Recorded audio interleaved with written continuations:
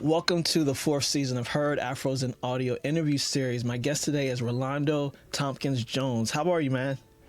I'm doing well. We were thinking about Black History Month and the state of this series. One of the things I think about as I'm getting on with you and speaking and thinking about Black history and the larger context of that is history is always being written moment to moment. There are people doing things all over the world, and so I'm glad to be spending some time with you to talk during this moment in history. Lots is happening all around us and are resisting and have always resisted and in a variety of different ways and formats. And so really glad to be spending this moment and this time in history being a part of your program and what you're trying to do. And so, glad to be here with you today. Yeah, man. Thank you. Thank you so much. And we're going to definitely get into the world of social justice and definitely where the world is in this moment, centering ourselves and not the projections of what they're working to create for us right now. So I'm looking forward to speaking with you because what you do is near and dear to my heart, and just really looking forward to digging in and getting to know you a bit more. And hopefully this is just the beginning. Once again, welcome. For folks meeting you for the first time, how do you usually describe who you are and the work that you do? Yeah, again, nice to be with everyone who is watching and listening. I'm born and raised in the Brightmoor community of Detroit, Michigan. I'm a proud product of Detroit Public Schools, advocate for public education, public many things. And I describe myself as a macro social worker. I'm a social justice educator. I'm a consultant strategist who uses media and education to advance equity and social justice within individuals, organizations, and communities. I'm very much moved by one of the last things Dr. King said before he was assassinated was all we say to America is be true to what you say on paper. And so with that, things that are written down, he's talking about America at that time. He's talking about the things that were written into law, all these things about what it's supposed to mean to be able to fully participate in this society that we have. And he was acknowledging the glaring contradictions that existed there. And so what I do in my work is I recognize that institutions, organizations, schools, hospitals, you name it, are smaller pieces of that larger whole. Everyone's got somewhere some things that are written down about what it's supposed to mean to be a participant in our communities, and not everybody is experiencing the fullness of that. So I use the education to lessen the distance between who are we saying we are as an organization, who are we saying we are as a community, what are our values, and how can we lessen the distance between what our professed values are and how the impacts of our actions are actually felt by the communities that we say we want to show up for. We can say we have certain values of equity and justice, but if it's not being experienced by the people that we are in community with, or we want to be in community with, or act in solidarity with, then there's some work that needs to be done. And so I use education to do that. I use media to do that. I'm a real big believer in the power of story. I was just talking to a guest the other day about the fact that oral history has been a part of our tradition for many years, and I'm very much a believer in the power of story and counter narratives too, because a part of that is there are these broader stories that are told about the world that we're experiencing, but within that there exists our histories and histories of folks who are having quite a different experience. And all of the stories need to be laid to bear and brought out for us to understand a more complete picture of what's actually happening. And truth telling and storytelling is something that's really important to me. I've seen it as a powerful vehicle for change. And using education, using media to really support us in thinking about how can we close the gaps between who we are saying that we are and how the results of the actions that we take are actually experienced by the people that we say we want to support. So happy to be here. For sure. And I appreciate everything you said there. Of course, our oral history is what has saved us, is what will save us from what they say, history repeat itself if we aren't paying attention, if we aren't learning from it, and if we aren't doing something different because of it, transmuting, alchemizing our experiences. So absolutely, man, social justice, in a nutshell, I think a lot of people who are simply living, we out here living, man. We out here surviving. We trying to get ours. We've shifted from kinship and community in a lot of ways, socialized into individualism, and that has definitely changed the ways in which we move and the ways in which we work and even see each other as safety, protection, even, and also forward movement. So when you created Social Justice Origin Stories, Talk to me about that project and what were you hoping it could be for people when you started it? Oh man, one of the things that was really illuminating to me, like I see education as a tool for liberation. And that's another part of media and education. I can remember growing up, just hearing a lot of anti-Black messages, hearing a lot of anti-poor messages. Poor people are trying to get something over, get a free ride from the system and those sorts of things. And I would remember when I was in high school, I would run track. And so there was this particular route that I would run. I remember, and I would notice, like, the further I would run away from, and just on my route practicing, the further I would move away from my home just going down one street. And I was long distance, so I traveled quite a bit. So the further I would move away from my home, I would see the landscape change. So the houses would start getting bigger. The lawns is looking different. I would notice differences in resources. And I would also notice how racialized it was as well. But because I didn't stay in these places, as further I went out, I had to turn back around. It was something in me that it kind of messed with my mind when I would go away from my home at my neighborhood and go out to some of these other neighborhoods and then have to turn around and see the changes, right? So the houses would get smaller again, the resources would be different. And I would also know that that's racialized. So I always wonder about that. I would hear all these narratives about criminality and Blackness, and I would hear all these narratives about poor people and that. And I would contrast that to my lived experience. It's like I'm seeing people working extra hard in my community. Nobody is out here doing the stuff that is said that we are out here doing. And I would struggle with that contradiction. So I end up being a first year college student and in higher ed, and I have a professor who breaks down the history of redlining, who breaks down like policies and things, who uses history and education to really explain some things that I was experiencing and some things that I had questions about, some disparities, some differences, but I didn't have the language to talk about it at that time.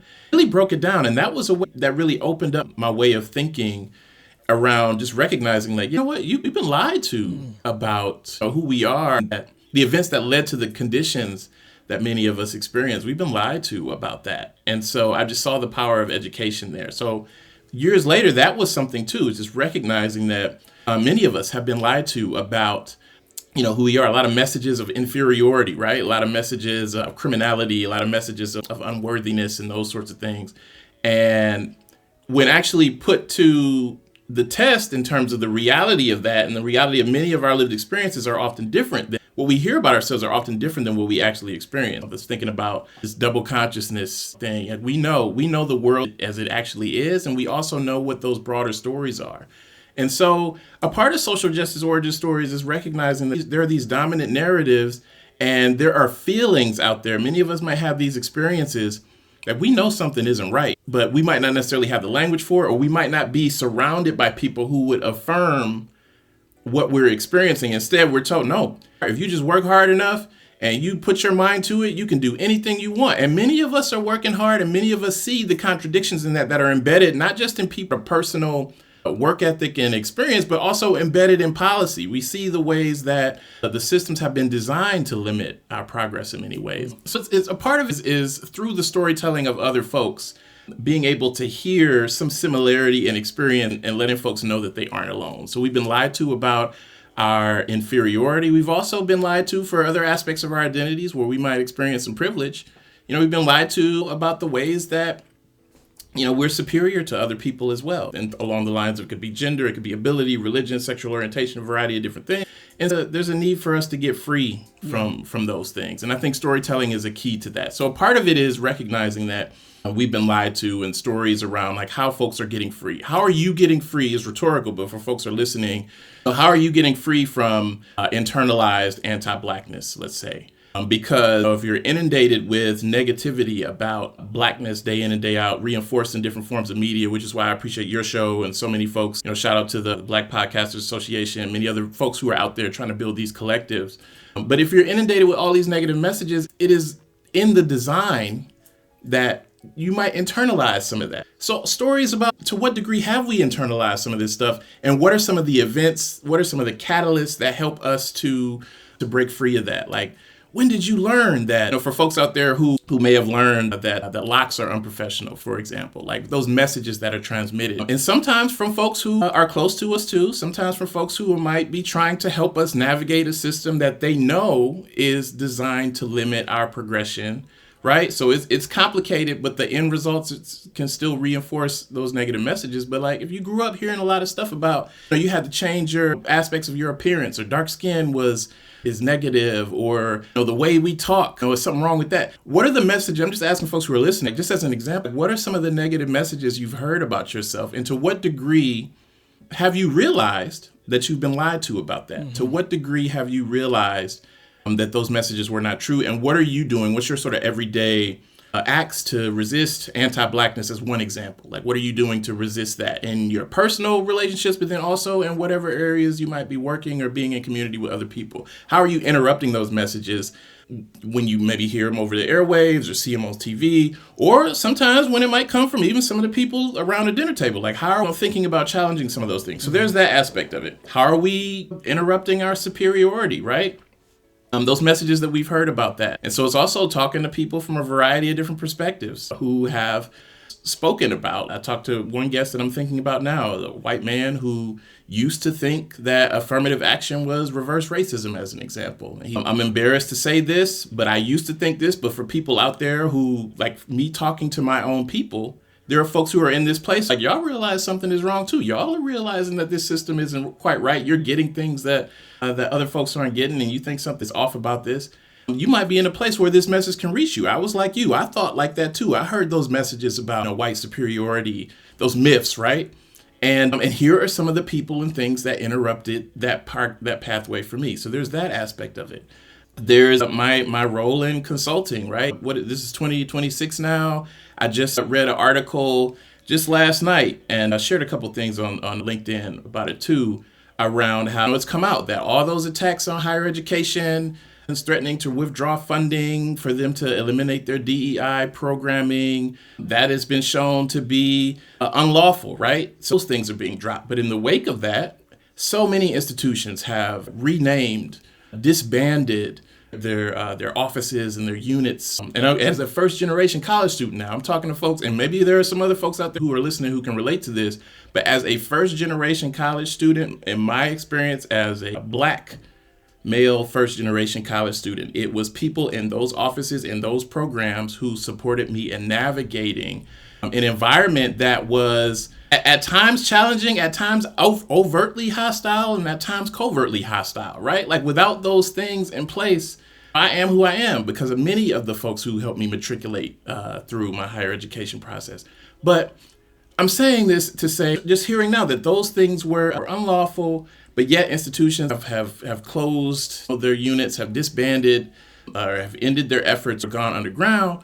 And I'm just thinking about the impact of that. So a lot of my work in consulting too have been working with people in organizations who were trying to make their organizations more equitable, who were brought into organizations sometimes specifically to design them in ways that would improve and open up access for everybody. But for some of those folks, and again, storytelling, lots of the stories that I would hear in supporting them in their organizations, sometimes the people who were initially brought in and celebrated, they begin to just do their jobs. As some folks who are listening to this might know or might have some personal connection or experience with.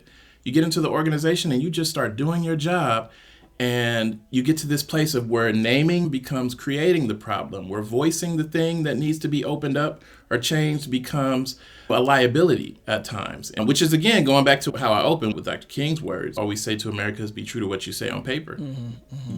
Folks are doing the same things every day in their organizations, at their workplaces. So it's also for those folks too, who may be in those places. I know, what's happening here. I know I am doing the most equitable thing, but I may be in a place where I'm not getting that affirmation in my surrounding environment. And folks can be exhausted. Folks can be tired. Folks can feel isolated there. And for me, I'll say, when I get to those places, I like to think about like where I came from. I like to think about all the victories in the past, the folks who have supported me to get to where I came from. And even the process of starting Social Justice Origin Stories was a process of me like making this list of folks in my life who've impacted me and starting with them.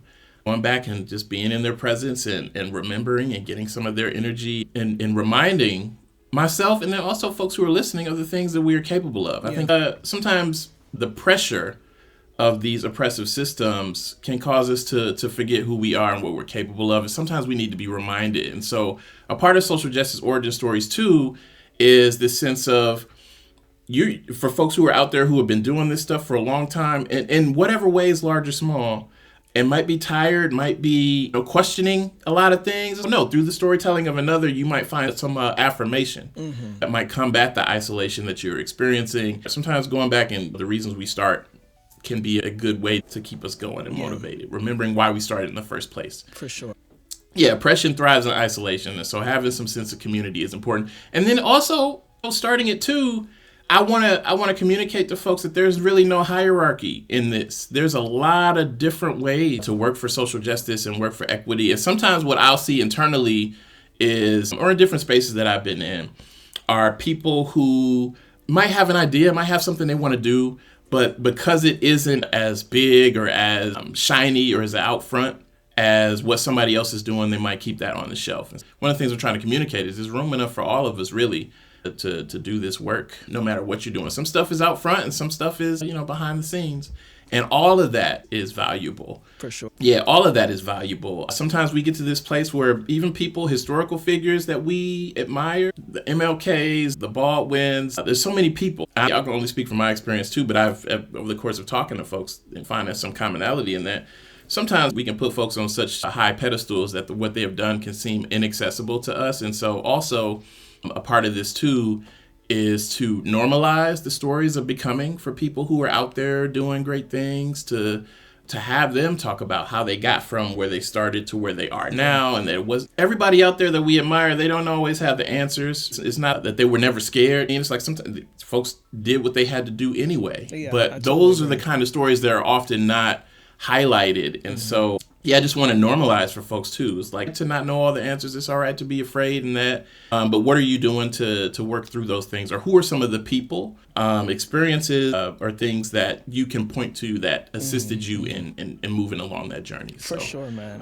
But yeah, it really came from this place of all those things I mentioned, but underneath it all too is like, hey, I needed to be re-energized and reminded of my own capabilities. And so I say oppression thrives in isolation, and communities is something that can be an antidote to that. And I'm hoping too, as I talk with folks and we've been sharing these stories, is that folks who are listening find some community in what they are hearing. And then there's long-term things too. It started off as an audio visual podcast, but also thinking through building some digital community around it, some in-person community around it, and some other things as well to grow the experience for people. But started from that place of sometimes we forget who we are. We need to be reminded. How are we getting free from the lies we've been told? Because I don't know how you feel about it, but there's a scholar academic in me too, is I am beginning to recognize some common themes among the various stories that people are telling. And I want to share about that. Selfishly, as a way to get people, to support people in getting to this point of thinking about how can I be a part of the solutions for social justice sooner, if possible. How are we getting free from our internalized oppression? How are we getting free from our internalized anti-Blackness? I think about people like Clarence Thomas, for example, who has benefited from the work and advocacy of Black activism, but who is using his life and time, in contrast to what Thurgood Marshall did, but who is using his life and time to limit the access for Black folks and other folks who are marginalized in this country. How are we having conversations with ourselves around the reality that we do get inundated with these messages all the time? And who are the people, events, the books, the literature, whatever it is, that is helping us to really get to this place of grappling with that so we do not arrive in a position of power and influence and then begin to, as I'll describe it, using my language, just become tools of or extensions of the oppression that we are experiencing. So how are we having these conversations so we don't perpetuate that stuff among ourselves? And then how are we able to see ourselves, again, from various identities that we hold that might hold some privilege, as having the capacity to perpetuate oppression?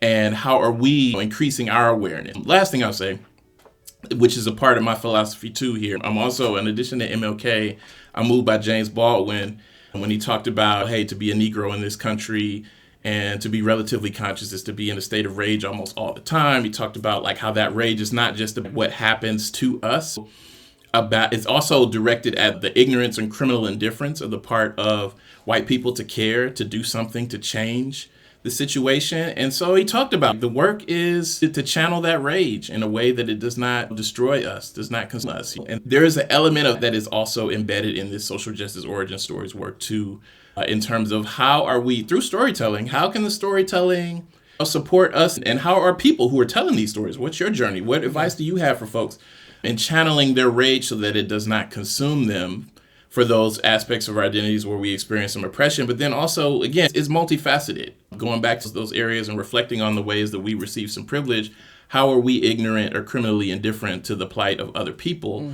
Two, and then how are we increasing our awareness of that? So we can work on the ways in which we are oppressed and channeling the legitimate rage that we have at our oppression, and channeling it in a way that it does not totally destroy us and consume us. And then also simultaneously, how can we increase our awareness of the ways we're ignorant or criminally indifferent to the plight of other people who may have rage that is also directed at us from some other aspect of it, identity or experience that we are not paying attention to. For sure. Because the world's designed for us in a particular way, that by design, it is designed for us not to pay attention to it, to not see our participation in it as a problem. So it's a multi-faceted approach here, but storytelling is the vehicle to get us there. It's a vehicle that I've chosen. It is. Yeah, thank you. Thank you for all that. You said quite a bit in regard to all of the impediments and also the opportunities and the possibilities that are before us. As you were speaking, thinking about how our stories, our narratives, the ones that are real, observant, not necessarily academic, but more experiential and observing, bearing witness to our own individual lives, but also the experiences of others. Where does disruption and debriefing happen inside of those narratives? Anyone who's heard me talk often in these podcast episodes specifically, I use the word deliberate quite a bit. Everything about all of our lives is deliberate. It's not just that we were lied to for hundreds of years. All of us collectively have been lied to. And That's for right. some of it, it supports that privilege. And I don't just call it privilege. I like to disrupt the words that we use that allow people to either hide or say, it's just privilege. I don't know. It's complicit That's privilege. right. It's complicit. So let's work with that versus just simply privilege. And so it's white inferiority versus white superiority, because fear-based decision-making is inferior, not superior. And most of what we deal with in society is based on folks who are fearful of things. They're fearful of our existence. They're fearful of our progression. They're fearful of us moves, of just our being. A total imagination that is rooted in fear, right? Because there's a lot of this fear is also rooted in what would happen if the power shifted in a way to where we no longer had the power, and this fear of, we will have the things done to us that we have done to you all. For sure. So but that's a particular kind of imagination that is also needs to be challenged. And I think the power story and counter narratives and all that is so important in challenging that. But as you said, it's a very fear-based, it's a very insecure. Yeah. It's rooted in insecurity. Yeah. I'll never forget, I'm a public policy, urban studies, and social justice major. And one of the things that I learned, I went to Coppin State College, University, now it's college when I went many moons ago. And then I ended up at St. Peter's University in Jersey City, finishing my degree. But I say all that to say I remember learning the collective of women, Ida B. Wells and Susan B. Anthony, and all of these women that would sit around, Ida B. Wells being one of the only black folks at the table. And she had to keep suffering the conversation about black men's predatory ways. And eventually she finally said, you might want to think about your obsession with the idea of it versus the actuality of what's happening.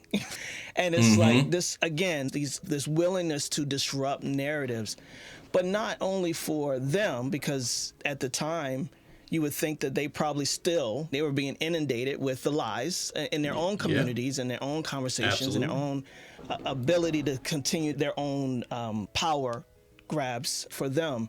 So it's not like it may have disrupted the narrative there, but at least it disrupts the narrative even for ourselves. And that's always where I'm focused, is that I believe evolution is a thing, clearly. And if some folks haven't evolved and they're still in the animal humanness of it all, and haven't evolved into the being, then there's not much to conversate about. There's not much to talk about or influence. I just want to focus up on our narratives for ourselves. I used to say all the time, all you have to have is bunny ears to know what evil black people get up to on your television, but you actually have to have cable to know all the shit that white folks are up to. They don't lose content over on Discovery ID and OWN and all that. They have so many different shows and content about what they do in their own communities. But I say all that to say is that there is so much necessity for us to continue to tell our stories from where we are, but also be willing to disrupt it in a way that it is not the same single story. And I love what you said about our heroes. I always say, to ground them again, is that they were humans just like us. They were people just like us, and they have access to the same thing we all have access to, which is choice and decision, and a willingness to do something that they could get persecuted for or die. Malcolm X said, don't utter the word freedom if you're not willing to literally lay down your life for it. And so this is the opportunity that we have as people. And then in 2026 and in the past years, people have heard me say, we're free people. We're free people. We don't act like we're free people in a lot of ways. We still very much live in this container of respectability, politics, secondhand embarrassment for each other. It's just insane the ways in which we continue to perpetuate even our own oppression. And it is important. It's so important that these conversations are coming out, these social justice origin stories, that you are having these different folks with different experiences, because that is the problem with a single story. We're still living in this United States of America. For some of us, I don't know if you go beyond the United States. There's anti-blackness, but there's also anti-black American-ness. And those are distinct and nuanced. And it's important that we are uncovering all of that. And so why did audio and podcasting feel like the right place to tell these stories? So for me, it came down to what is it that I have that is at the intersections of my passion, my skills, my agency, time, and all of that. But for me, I just feel like storytelling is so powerful. And speaking of perpetuating oppression, right? There is a part of me that looks at like podcasting. I think it's a tool like anything, but it's like, how are we using the tool that we have? I love that in my mind. I think access to equipment and technology and things, I love that it has become so free and open access. I will say I still think there needs to be some intentionality around that. And for me, that's not coming from a respectability place. It's more of what are the narratives that we are exploring, what are the narratives that we are challenging, and then also what are the narratives that we're like furthering. It just came down to what's at the intersection of my skills, my agency, and my strengths, a lot of things. And I think podcasting is really great. It's incredible. I love that it is in audio and visual formats because just different access points for people to be able to reach it. Sometimes I'll listen to episodes, like I listened to one episode you did that you had a guest on, and there's sometimes where I have time to look at it on video, but then there are other times I'm doing laundry, I'm commuting, I'm doing things, and I just listen to the audio. And for its accessibility, I love that. I love that is a format or a road that we can go down. And so, like I talked about oral history being a very ancient tradition that we have used for many ways. And I think podcasting is a way to continue to bring those messages forward. Also, but with the understanding that they're rooted in something much more ancient than this equipment that we're using, right? They're rooted in something that's much more solid than that. But being able to reach people from a variety of different places, man, is why I did it, for sure. Yeah. And also, we don't need the permission for it. Lots of what you talk about in your show and the folks that you have hosted and the things that you're doing, certainly social justice origin stories and the content that is there in this age that we are in, some of that could face barriers in terms of being greenlit in particular places. And so I love that also we can take it upon ourselves to get the stories out there. And the way I see that is I can remember before Twitter became X, many years ago, well, Black folks actually made that app what it was in terms of being its success and notoriety in that. But using hashtags as a way to tell the stories that were intentionally, you talked about it like intention, right? That were intentionally ignored by broader forms of media. And like without that, storytelling, without that form of getting the word out, many of the gains, much of the awareness, the collective consciousness of some folks that were not paying attention to things, like some of those stories wouldn't have seen the light of day without that kind of storytelling. And I think podcasts can offer us that same value, that same power to be able to do that. And I also acknowledge, too, from the perspective of the social justice piece and sharing how people are resisting, but then also the fact that many people just talk about and are able to share things that they're interested in, man. Just like the fun. If our work does not have some form of joy, in which our work has always had joy in it throughout all the... People talk about the Renaissance. Renaissance was happening at the same time as the Depression was happening. It's like all this creation and things happening with so many things going on around us. And so to the question of like why format and the podcasting and that, I just think it's a great opportunity to not only just display how we are resisting things, but then also how are we I like how you talked about earlier. Yeah, other folks, what I'm paraphrasing, but like, yeah, folks are going to have their stories of us, but I'm focusing on who we are to each other, the stories we tell ourselves. And using podcasting as a way to be able to do that, to show we are not a monolith. There are so many more stories, even in the struggles that are happening and what folks are doing socially in many different places.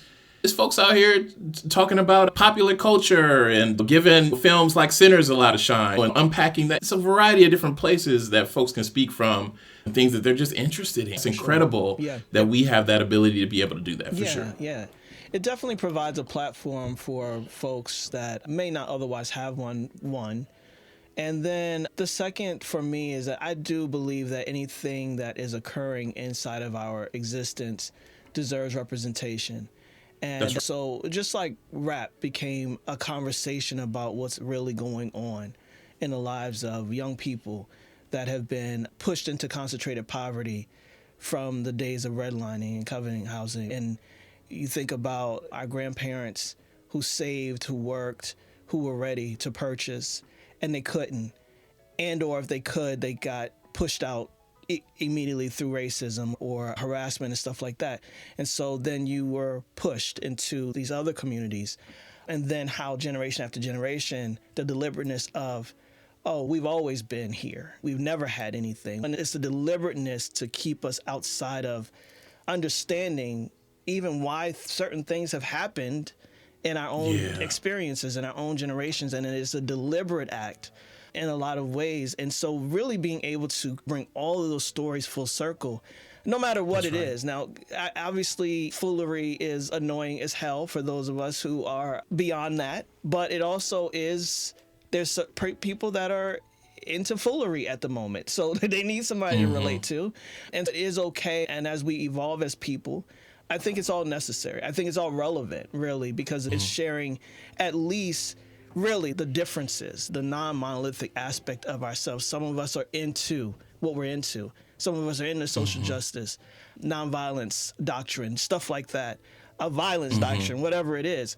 And some of us simply don't want to even think about politics, and we just want to think about joy and what we can access, the money, whatever it is. And it all matters. It all counts. It's all a part of individuals' existence while we're all also being collective at the same time. So I think it all matters. And when you remember the moment when this went from an idea that you were just carrying, I want to talk about social justice, bring it to a larger audience, create stories that more people can be influenced and impacted by. What's something you knew you needed to make real about these stories that you feel like maybe you weren't just in a consulting container? Yeah, asking questions about like what people are struggling with. I knew I had to make the realities of just normalizing all of the emotions that we feel when we go through this process of becoming, or when we're facing disillusionment at the institutions that we thought were committed to us in different ways. Like all of the emotions that we feel, just honoring that, particularly from people too who are in different ways and perspectives, but are in some form of leadership. I think what I always try to counteract and just do is normalize. It's a question I have when I work with anybody. Who helps the helpers? Who cares for the caretakers? Sometimes I think there's this armor, again, that I am committed to breaking up, that is we are expected to present ourselves in this sort of polished, we have it all figured out way all of the time. Many of the folks I talk to Some from places of they've got access and they got privilege in that, but then some who are actively within spaces, working within spaces that were not designed with them in mind, and who, while they're trying to help everybody else, are also having their own experience with things that may be happening locally or nationally. And so in sharing that experience, providing some opportunity to affirm them in their humanity too. There's a quote, I can't remember who said it, but it goes something to the effect of like, when we're listened to fully, we can come to some truth in ourselves, sometimes for the first time. Providing opportunities for folks to share about their experiences without interrupting, without putting my own narrative on it, but creating a space where folks can name their experiences for themselves as opposed to someone else telling them how they felt or telling them what happened. And in doing that's a way to reclaim some of the narrative power that I think is intentionally taken away from us. For sure. And so just humanizing those experiences, that's something that I thought that needed to be real. It needs to be known because there are people out there who have things that they want to do, but they feel like because they might be scared or because they don't have it all fleshed out. You know, you have Afros Audio, you have folks who can talk to you in these sort of coaching conversations and so it could be somebody even listening to what you describe your work, and they're like, because I don't have the whole roadmap planned out already, I'm going to continue to sit on this idea, and I'm going to continue to do the thing. And yes, some intention is important, but there's also an element of even those folks that you think have done great things, and not just you think, but they have done great things to you and for others, they weren't always at this point that you see them at. There was a process. And so normalizing that, because I don't want folks to stay on the sidelines, whatever the sidelines means for them, because they are hesitant because it doesn't look as polished as they feel like another person has it. It's like all of us are trying to figure this thing out. I love how you open that up. We all out here just trying to make it. Yeah. And normalizing that as a process is really important to me. For sure, man. Thank you. Thank you. Absolutely. And that's one of my personal projects is Grumpy Wisdom, and those first 3 episodes on becoming. As a public figure now, I want you to really, truly understand that on becoming is a process, and it's never ending. There's a comedic thought that says we are always in the process of coming into being. Always, consistently, never ending. Every day we walk out the house and we have a different experience. Every new person we interact with informs us in a different way and shapes us if we allow it to. And so that means we're always in this process of learning who to be and how to be in this world that we exist in. And so I'm curious right now, from the work that you've done, how do you use your podcast and the work that you have been able to archive and create as a tool, even in the work that you do? Do you share it in different organizations? Do you have listening times where you have people listen to it? Do you send it out? Because I think that's important for creators to also understand the expansiveness of work and how it can really filter into the different things we do. Yeah, so I do. I share it with folks in organizations. I do have some messages back on the impact of what listening to the episodes have been. I just love that I have something that I am committed to seeing through regardless of time. Like this idea, this concept, one, I think is rooted in something much more ancient than, again, the technology and the equipment that we are using when we do it. But then also, I think it has the capacity to transcend time and space. And I often ask people too about one of my closing questions is also thinking about the future generations many years from now. I hope that just as we found the words of, I'll ask them about what things inspire them, and it could be books or things. But just like we might have stumbled across somebody saying something. I'm a big James Baldwin person myself, among many others. Somehow we found what they've said, or they learned speeches or writings or what have you. Just like we found those things and it helped us in the time that it helped us, I hope that these stories reach far into the future and somehow get to folks in the future who need to hear it. And so I asked them about what would they share, what would they tell to folks in future generations, and just listening to the various things that come up. But yeah, I'm currently in process like designing some curriculum around this. I alluded to it earlier, but I'm wanting to create some online community around it too. So where folks can either independently go through some of the episodes and do their own reflection process around what they're hearing in context with, or in contrast to their own stories, like what has listening to this other person, what does it mean? What does it bring up for you?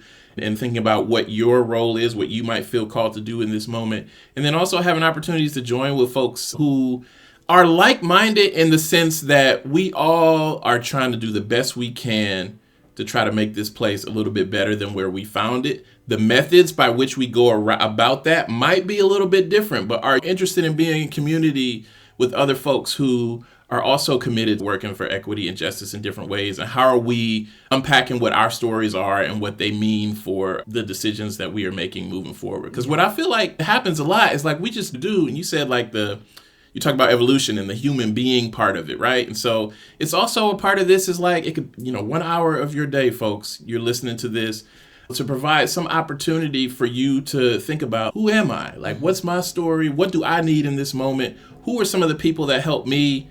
Again, I have whole questions around that. It's an opportunity for people to give flowers to the folks in their lives who have supported them in different ways, if they can still hear it. Sometimes they'll talk about folks who are no longer with us. I even have a story of that. There was a professor, I'm just saying her name, Lynetta Mosby, who convinced me to take an intro to social work class in my undergrad time that started me on this whole trajectory. Saw something in me that I didn't see in myself at the time. And by the time I actually got around to wanting to do this project and getting it off the ground, when I tell people I don't want you to stay on the shelf too long, I literally mean that, because this is a lot of contemplation before I got to this point.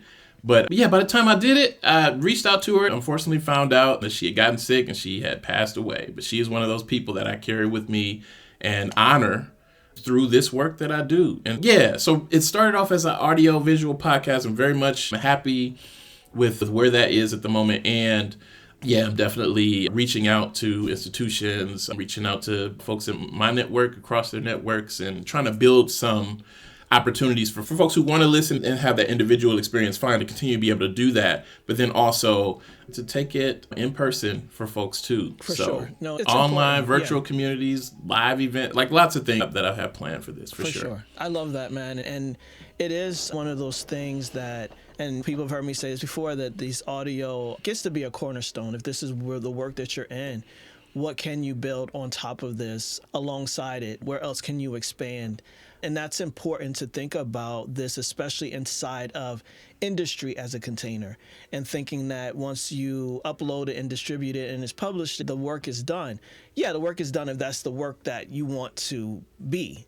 But if there's other aspects of it that you want to grow it and expand, then there are other things to consider. There are other ways to do this that will benefit you much more than the container of the industry. That's right. The distribution That's right. platforms and that sort of thing, discoverability of the work. There's ways that you can make sure that it's discovered. There's places that you can make sure that the folks that you actually want to hear this, they get to hear it because you're intentionally and deliberately pushing it into their understanding and knowing that it exists. So I really appreciate that. And there's a episode that's going to come out for this season. Dr. Asia Lyons is the guest, and I really want you to watch that because she's doing something similar, but she's expanding in some really great ways. And I think it'll definitely inspire you and help you to really contextualize the work. Because as you said, we want to be urgent about the work that we're doing. The world is currently on fire. In this moment as we speak. The hostility, the fears of those folks are at our door at this point. And so how much longer do we wait and sit on the sidelines of action and getting out what's in? And it's not about the platforms. It's really about getting out what's in, because otherwise there's this other option of self-destruction, mentally and emotionally. That's right.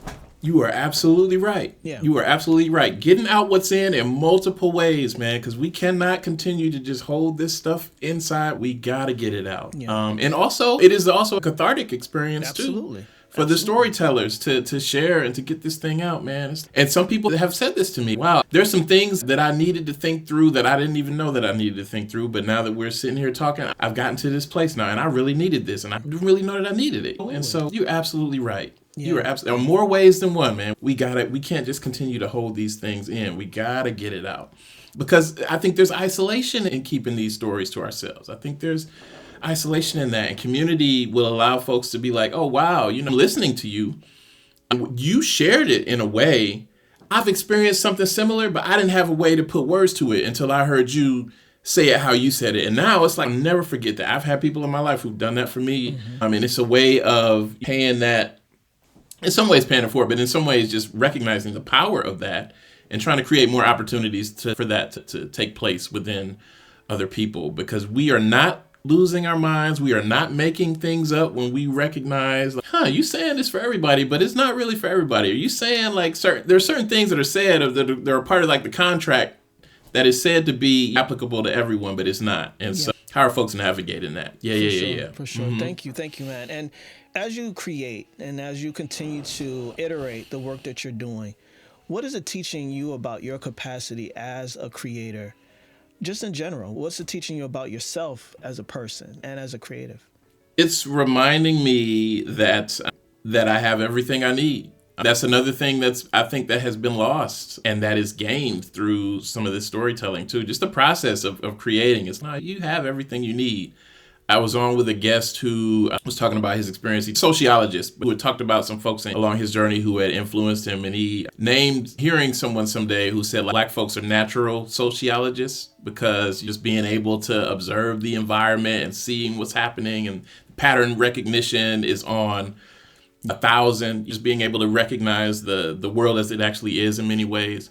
And it's just one of those things. It's just a reminder that, we have everything we need. And sometimes the things that we need might be skills or knowledge or something. There might be something that we need to go out and get. But in terms of like the desire, in terms of the capacity to do hard things and take in new information, that's one of the things too, is that I put into one of the tenets, I'll say, of social justice origin stories. We believe that we have the capacity to change given new information. There are some things and some ways we might have been moving in a particular time when we had a certain kind of consciousness, but through having more experiences with people, reading things, and that we can change, we can grow and change. Let's not freeze ourselves in time. And let's also not freeze other people in time. So Absolutely. sort of give that grace in that. And so, it's just reminded me, it's just like, I have the capacity, everything that I need to do. And that is something that I would also like to share with listeners too. Like, I believe in you all, whoever, is out there listening, and there's something that you are cooking up or percolating or currently working on, you have what you need at your core. If there's something, like I said, like there are some things we might need to, I needed to learn, like we're using, I need to learn some specific things, but you have the potential to do that. We have the potential to encounter something that we haven't done before and master it. So, you have the capacity. Thank you. Yeah, absolutely. It's a process of especially knowing the socialization and the constructs that begin from the home, because our people were influenced as well by this system, grew up in it, and each generation has had a trauma inside of their growing up and learning who to be, and then teaching us who to be. So I always say that there's this repression, oppression, and suppression button that even it was inside of our home. We don't think like that. We don't say things like that. We don't act like that. And that takes out the very innate nature of a human being, is like, oh, word, but I just did it. So how now that it's not for me? Like, what do you mean? So it's like those things that have been created and curated deliberately for us in our experience. It is so important that we unlearn and learn. We've got a lot of unlearning to do in order to exist and experience the life that we want, not the life that they say we are supposed to have. I always say it's not the American dream, it's the dream of America for its citizens. It's for us to live, work, die, and move on. So it's really recognizing that there's a lot of unlearning that we get to do in this society, and it's not all our fault, right? There's a deliberateness in the way in which we act and we are. And so when you talk about permission, and this is my final question for you, you say the only permission you need is the one you give yourself. So speak on that just briefly, and then please tell folks where to find you. If there's anything that you are creating that's upcoming and you want support around, let us know. I say that the only permission you need is the one you give yourself. I say that in the context of creation. Talked about just being able to pick up a device and get your story out there, but then also I would say, if you're in the context of what you shared about socialization and getting free just now, what I got from it too is, we're born into a lot of this stuff. None of it is our fault, right? We get on a moving train, but social justice origin stories is a part of it, a part of the conversation. It doesn't come out all, but a part of it is, what were those moments where you experienced something that contradicted what you were told about yourself or what you were told about society? And what did you choose to do with that information? Because you can choose to be like, to ignore it and no, there's nothing actually happening here. Or we can explore deeper. And what does that sometimes mean This is from context of being an educator too. What does this sometimes mean to then go back to environments that have not changed in the ways that we have? I have years of working with students. Sometimes after that first semester in one of the classes, it's like, oh, I'm recognizing that I've been socialized to either view myself or another person in this way. And then on those breaks, those holiday breaks or what have you, going back, they have a different set of experiences now because I'm living with this person I was raised to mistrust or whatever. But what's happening is totally contradiction, all the stuff. And they have to then decide what they're going to do when they go back home, and they might hear some of the same stuff. What are you going to do? And so a part of that origin story, those stories of becoming, are how are people navigating that? So give yourself permission to also name, like you said, brother, like generationally, we all have the trauma that we have experienced, those messages that have been transmitted to us. And as I said earlier, sometimes those messages have been transmitted in a way that was perhaps intended to assist in our survival. Mm-hmm. And at the same time, the impact of some of those was still harmful. It's like, and so acknowledging that sometimes the context, even though for some of us it might have been intended to help us, just recognizing the broader conditions that our elders were in, thinking about the ways that we are trying to break certain patterns and traditions in our own experiences, and how are we trying to do that while also acknowledging that we're also still to some degree in that as well. So giving grace to ourselves, giving grace to the folks that came before us, and then also be in this place of, make sure you listen when the young folks in your life are telling you about, like, okay, that was a decision there that I could have used a little bit more support in this way, and not being defensive about that, right? So just giving ourselves permission to recognize that these things they preceded us, they are larger than us.